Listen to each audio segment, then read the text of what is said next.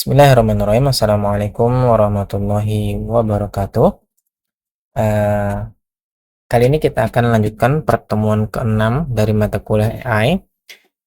Kalau di pertemuan-pertemuan sebelumnya kita sudah bicara tentang fondasi AI, ya, meliputi representasi pengetahuan dan heuristik, maka pada pertemuan ini kita akan masuk ke salah satu topik paling klasik sekaligus paling aplikatif dalam AI, yaitu penalaran berbasis aturan. Nah, pertanyaannya adalah kenapa ini penting? Karena hampir semua sistem pakar yang kita pakai sehari-hari, dari sistem rekomendasi sampai chatbot diagnosis medis, itu didasarkan pada mekanisme ini. Nah, pada pertemuan ini akan kita bahas 3 hal besar. Yang pertama, bagaimana aturan if then merepresentasikan pengetahuan, bagaimana mesin menarik kesimpulan dari aturan tersebut, dan bagaimana sistem memilih ketika banyak aturan aktif sekaligus. Mari kita mulai.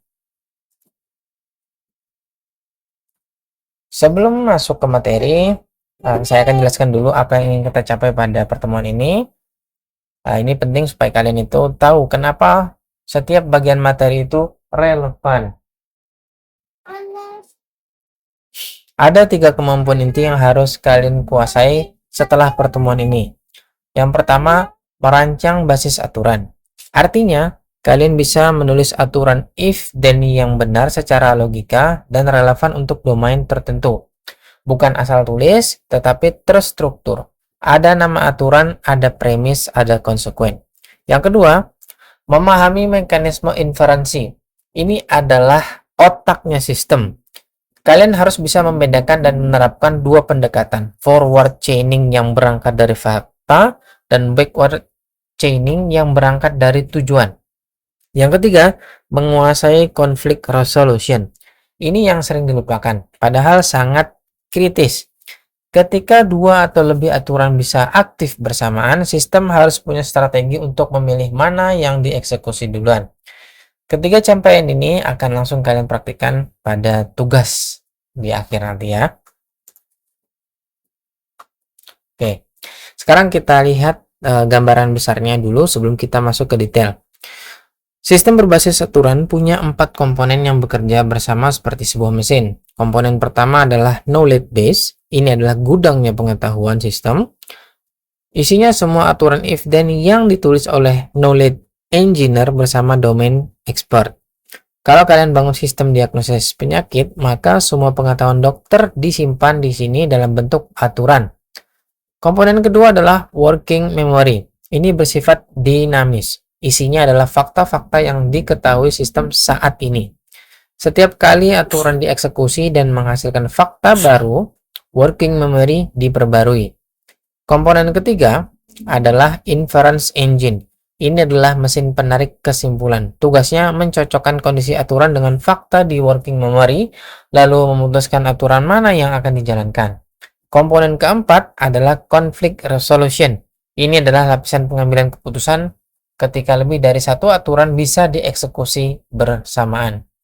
Ingat analogi ini, knowledge base itu seperti buku aturan, working memory seperti papan tulis situasi, inference engine seperti wasit yang membaca buku aturan dan papan, conflict resolution seperti prosedur tiebreaker-nya.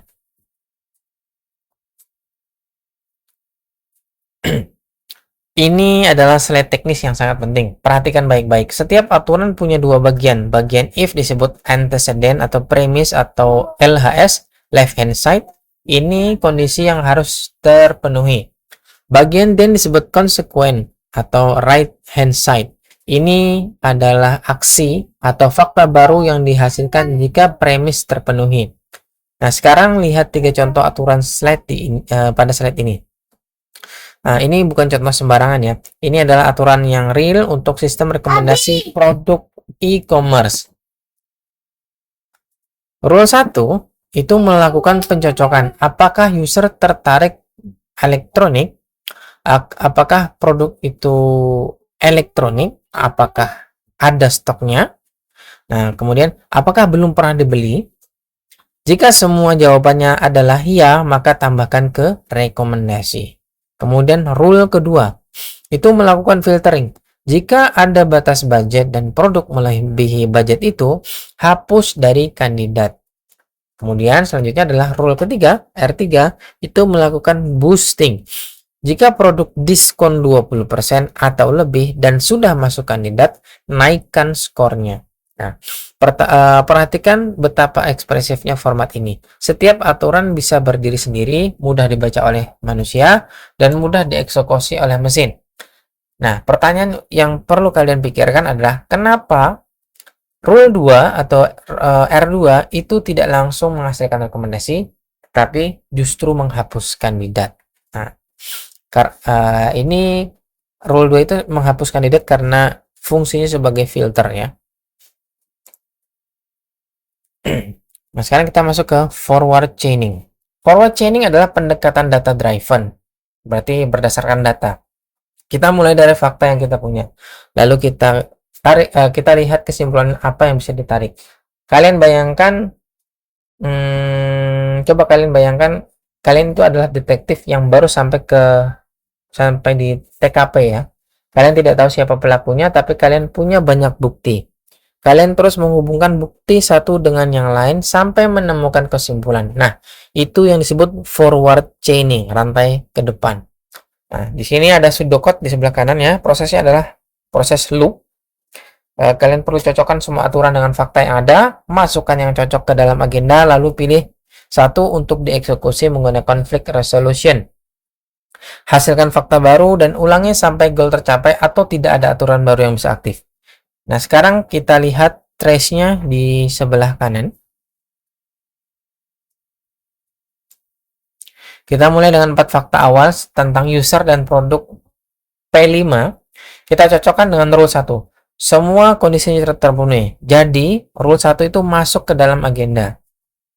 Kita eksekusi rule 1 akan menghasilkan fakta baru, yaitu produk 5 atau P5 masuk rekomendasi. Di iterasi berikutnya, fakta baru ini memicu rule ketiga karena produk 5 atau P5 itu punya diskon 25%. Kemudian, rule 3 ini menaikkan prioritas produk 5. Nah, ini adalah cara kerja real dari sistem rekomendasi yang kalian siap pakai setiap harinya di Tokopedia atau Shopee. Selanjutnya adalah backward chaining. Ini adalah kebalikannya. Kita mulai dari goal atau tujuan yang ingin kita buktikan, lalu mundur mencari fakta yang didukungnya. Kembali ke analogi detektif tadi, kali ini kalian sudah punya tersangkanya, dan kalian perlu membuktikan bahwa tersangka itu bersalah. Kalian mencari bukti-bukti yang menguatkan tuduhan itu. Itulah yang disebut dengan backward chaining. Nah, sekarang coba lihat pseudocode-nya. Fungsi proof itu bersifat rekursif, artinya berulang. Jika goal sudah ada di dalam fakta, langsung kembalikan nilai sama dengan true. Jika belum, cari aturan yang bisa menghasilkan goal tersebut. Lalu buktikan semua premis aturan itu secara rekursif. Trace-nya, goal kita adalah membuktikan bahwa produk 5 atau P5 ada di rekomendasi. Sistem mencari aturan mana yang bisa menghasilkan fakta tersebut. Lalu kita akan bertemu dengan rule 1. Lalu sistem membuktikan semua premis R1 satu persatu. P5 itu apakah produk elektronik? Berarti ya. Apakah stoknya lebih dari 0? Ya. Dan belum pernah dibeli? Dan juga jawabannya ya. Semua premis terbukti, jadi goal tercapai. Nah, kita perhatikan perbedaan fundamentalnya. Forward chaining itu mengeksplorasi semua kemungkinan. Backward chaining fokus hanya pada yang relevan dengan goal. Nah, sekarang ini adalah perbandingannya ya. Pertanyaan yang paling sering muncul, kapan pakai yang mana? Apakah forward chaining atau backward chaining? Jawabannya ada pada tabel berikut ini. Mari kita baca bersama. Dari sisi arah penalaran, FC atau forward chaining itu bergerak dari fakta ke kesimpulan. BC atau backward chaining itu dari goal ke fakta pendukung. Dari sisi efisiensi, forward chaining itu efisien ketika punya banyak fakta dan ingin mengeksplorasi semua kemungkinan. BC atau backward chaining itu efisien ketika kita punya goal yang spesifik dan ingin langsung mencari buktinya saja. Dari sisi kasus penggunaan, forward chaining itu cocok untuk sistem monitoring, alert, dan rekomendasi di mana sistem terus-menerus mengamati fakta baru. Backward chaining cocok untuk sistem konsultasi dan expert system di mana user datang dengan pertanyaan yang spesifik. Risiko dari forward chaining itu bisa menghasilkan fakta yang tidak perlu atau redundan dan membuang banyak resource untuk komputasi. Kemudian untuk risiko dari backward chaining, jika basis aturan itu sangat besar, rekursi bisa sangat mendalam dan lambat. Poin penting yang ada di bawah adalah sistem real itu sering mengkombinasikan keduanya. Forward chaining untuk generate kandidat secara luas, backward chaining untuk verifikasi atau pendalaman. Nah, ini disebut dengan mixed initiative reasoning.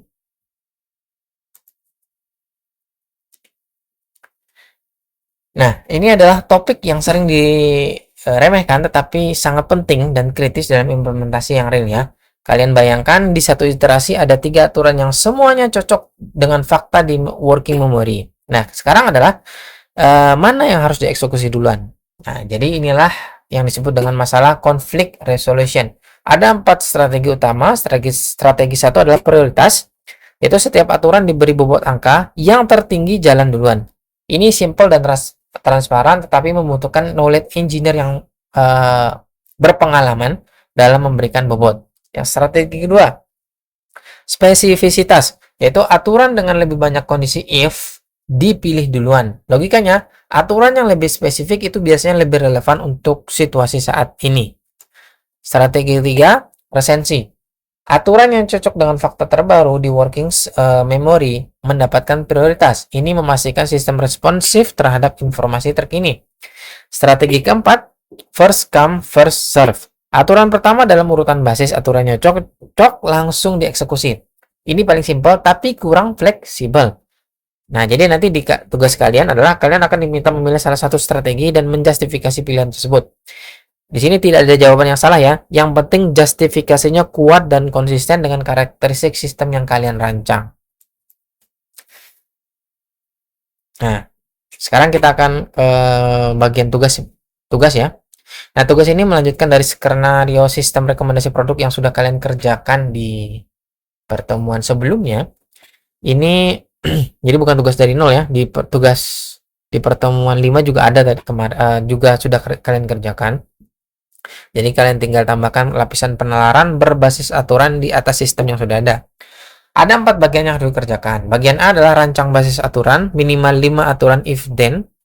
Setiap aturan harus punya nama, kondisi yang jelas, aksi yang dihasilkan, dan tingkat prioritas. Ingat prinsip-prinsip yang sudah kita bahas. Yang pertama adalah kondisi harus spesifik, dan juga yang kedua konsekuen harus actionable, bisa dieksekusi. Bagian B, trace follow chaining. Pilih satu skenario konkret dengan fakta awal tertentu, lalu trace langkah demi langkah bagaimana follow chaining itu menghasilkan rekomendasi. Tampilkan itu setiap iterasi, fakta awal, aturan yang aktif, dan fakta baru yang dihasilkan. Bagian C, trace backward chaining. Mulai dari goal, yaitu PX in rekomendasi, dan buktikan goal tersebut mundur dari fakta yang ada. Bagian D, pilih strategi conflict resolution. Justifikasi pilihan Anda dengan contoh konkret dari basis aturan yang Anda rancang. Format pengumpulannya itu dokumen PDF dan upload di AdLink. Dan juga uji konsistensi aturan kalian melalui testing-testing yang kalian sediakan.